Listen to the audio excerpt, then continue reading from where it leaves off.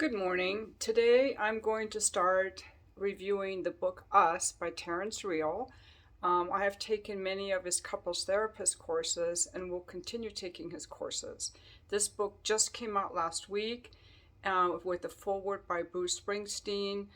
He has an online thing coming up with Gwyneth Paltrow, so he is well known, and I just learned recently that he has many celebrity clients, which is not surprising because he is a foremost couples therapist. He does things a little differently than traditional therapy, and he helps couples who are on the brink of divorce. So it's going to take a while to go through this whole book, so I'm going to do this one chapter at a time. Again, if you want to contact me for coaching, you can do so. I would love to help you with your relationship. So in the first chapter, it's called Which Version of You Shows Up in Your Relationship? And what this goes to is that, have you ever known that in your intimate relationship is when your reactivity really comes out?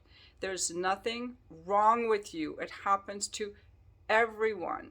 So there's the concept of there's you, there's me, and there's the relationship. And people will get triggered in their intimate relationship when you get that whoosh feeling and you want to fight, flee, or fix. And you're like, afterward, you're like, oh my God, what happened? I lost myself. I lost the love I had for my partner. I lost my composure. It's because in those moments of reactivity, you're not dealing with your adult self.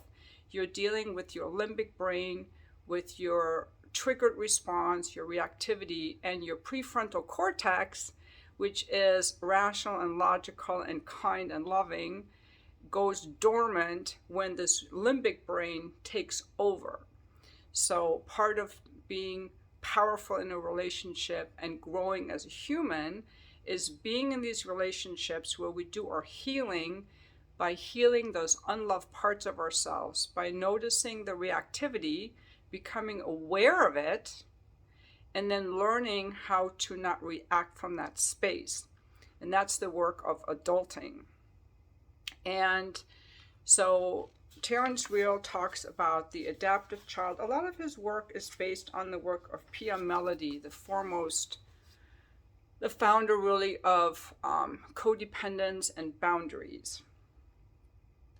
So the central question that Terry asked himself during a therapy session is, which part of you am I talking to? Am I talking to the adult part, the thinking prefrontal, the wise adult? That's what is when you're in your prefrontal cortex and you're not reacting. Or am I speaking to a triggered part of you, the adversarial you? Okay? So there's no such thing as overreacting. It's just that, see, when people don't reenact their trauma, they live from their trauma. In other words, they act out the coping strategy that evolved in response to the trauma. So when someone has this whoosh feeling and they're suddenly like yelling at you or they're stonewalling, this reactivity, it's not acting to what's happening to them now. It's acting from what happened before. So in order to be present with your partner, you must yourself be in the present and not saturated by your past. And so I know a lot of people don't want to go into their childhood, but that's where the adaptive child began. That's when people learned coping strategies. And what's really important is Terry Real is so good. He's so loving and kind, and it's up to you. I have no dog in the fight. You want to change it, you don't want to change it. And it gives people space to really feel safe to discover their coping strategy. And what we want to do, we want to love that coping strategy because that coping strategy helped you cope and survive in whatever way you psychologically needed to survive in your childhood home. So, I'm just going to put up this little chart here that shows you the difference between the adaptive child and the wise adult.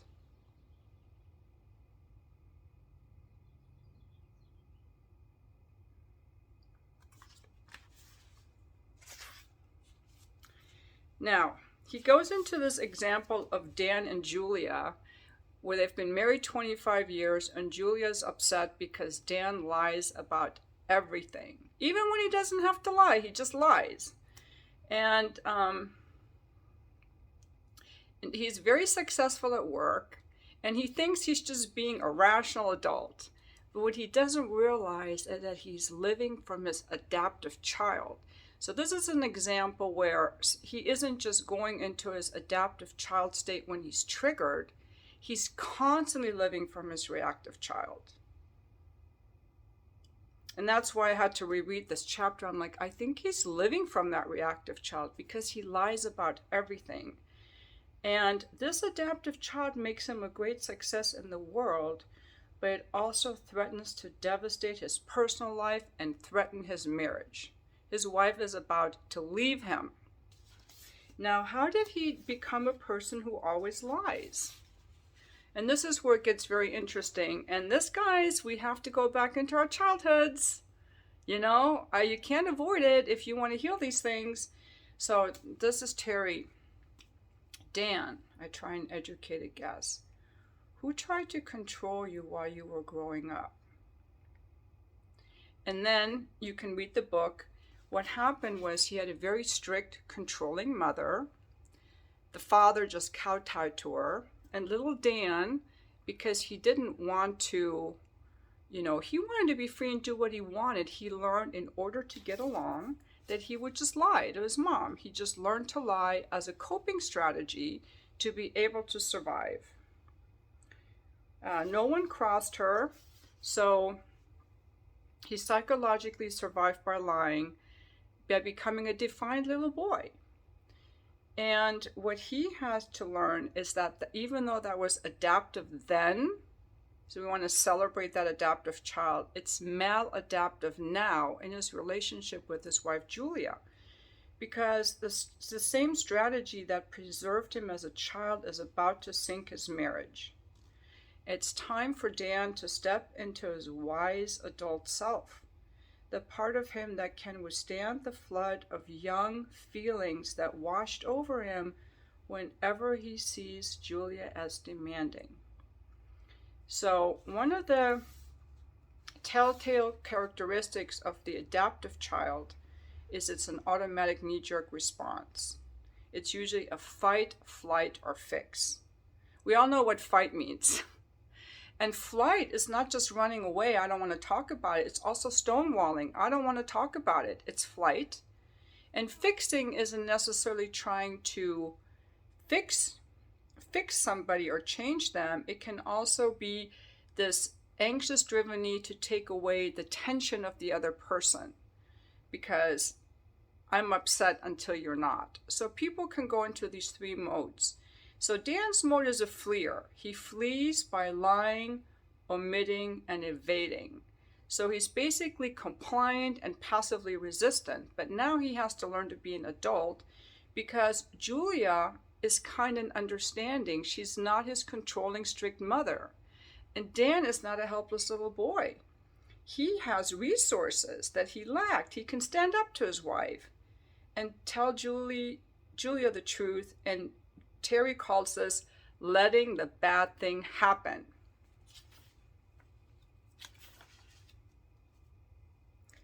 Now, when a few weeks later, they came into the therapist's office and they were beaming because when Dan went to the store and forgot the milk, instead of saying they were out of milk, he actually said, "I forgot." And his wife burst into tears on the spot. "I told him," she says, "I've been waiting for this moment for 25 years. Now, what Dan displayed when he was honest was relational heroism.